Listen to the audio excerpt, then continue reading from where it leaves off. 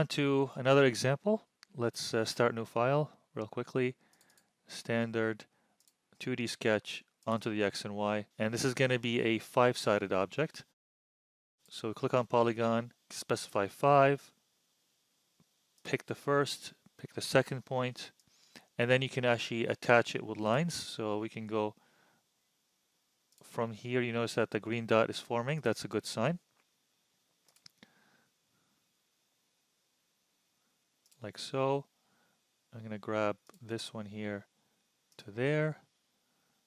And I'm going to grab another one over here.